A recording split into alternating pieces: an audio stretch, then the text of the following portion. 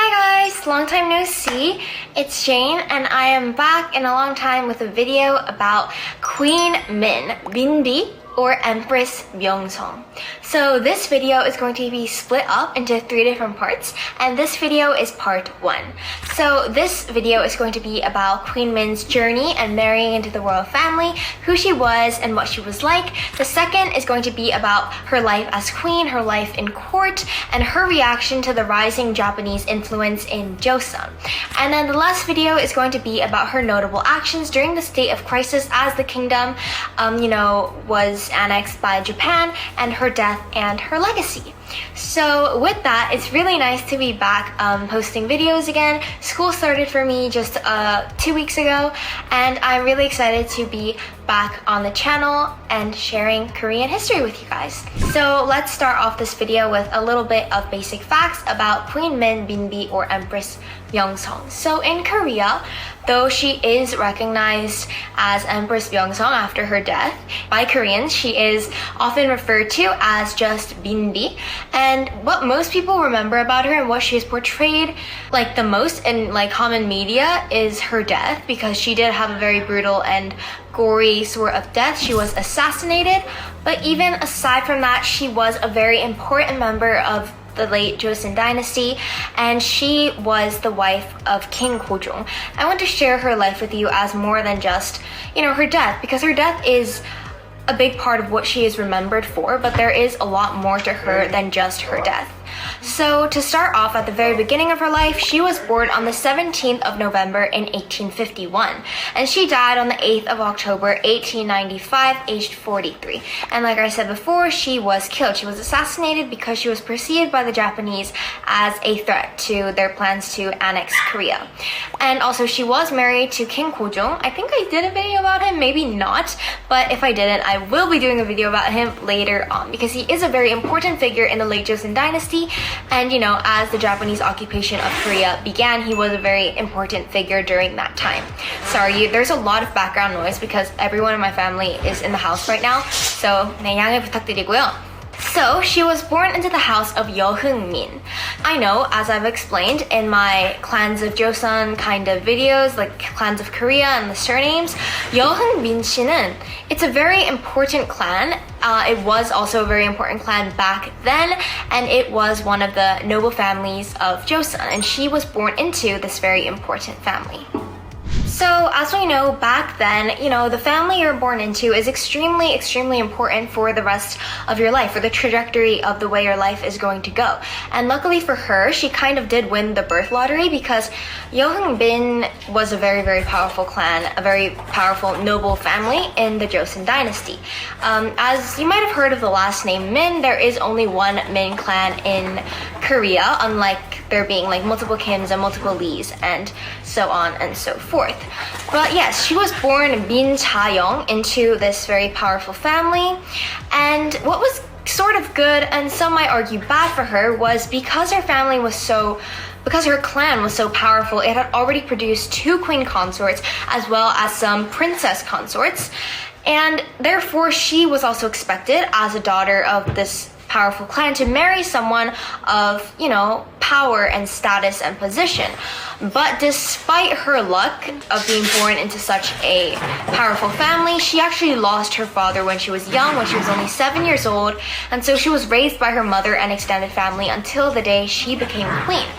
But then we have to ask the question of then how exactly did she become queen? Because if you watch my prior videos, you know that it wasn't ideal for the future queen to be an orphan or to have a complicated family history. So how did she do it? Basically, the way that she was able to marry King Gojong was that even despite her having lost her father, because she was from such a powerful family, and her father, it wasn't like her parents had divorced or anything, her father had passed away of an illness, and she was very, she was rumored to possess beautiful features. You can hear my brother singing a really weird song in the background. Just ignore that. There's a lot of background noise. You can also hear the Cheongsugi going on. Yeah, nobody in my family really has any appreciation for me filming videos, and they're all being very loud right now, so Anyways, back to Queen Min. Because she was like rumored, she was very reputable. She was a reputable young lady from an aristocratic family, and she was, deemed to fit. She was deemed like good enough to marry King Gojong, and so she did successfully wed him when she was 16 years old. But unlike what people would think about her, their marriage actually wasn't that smooth running.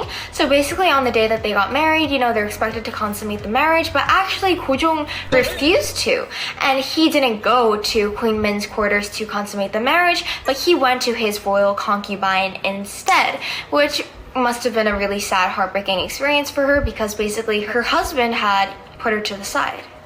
And also the issue of, oh my gosh, the king didn't consummate his marriage. That would have been, a cause for uproar in the palace, because one of the king's most important duties is to produce like a legitimate heir. So that must have been weighing on her heart for a while, and it was quite a problem early in their marriage. But despite this, she did manage to earn the respect of people in the palace because of like the way she acted and the way that she managed to get people to view her. So she was known in the palace to be super dutiful and kind, and as we know, at first she did kind of struggle with her relationships, especially with Taewon-gun.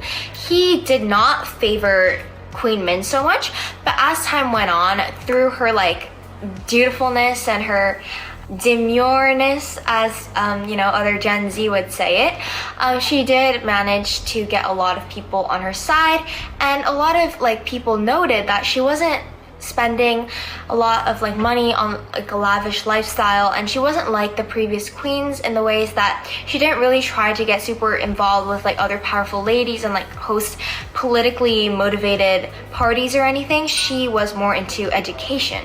So instead of acting as like sort of an untouchable icon of high rank and stuff like that in the Joseon dynasty, sorry, that's my dog, she put a lot of effort and a lot of time into, expanding her education and her knowledge. She is known to have had like a very keen interest in history, science, religion, and so like other subjects as well. And I think part of this want to learn more and like be involved with more important things in like the politics of Joseon did sort of lead up to her being viewed as a target, because she was so involved and so interested in the affairs of the kingdom, and she wasn't all about like, oh, I want to buy new dresses. She was very interested in how the country was run, and she wanted to expand her knowledge. She was that type of queen, which is what people do know, but I think it is a little bit overshadowed by the goriness and the unfortunate nature of her death, which I'll be going into later on in the 3-part video about Queen Min. But for today, this is the end of the video. I hope that was a nice little introduction to what kind of person she was and how she ended up being queen. So I'll see you in part 2 of this video. Bye!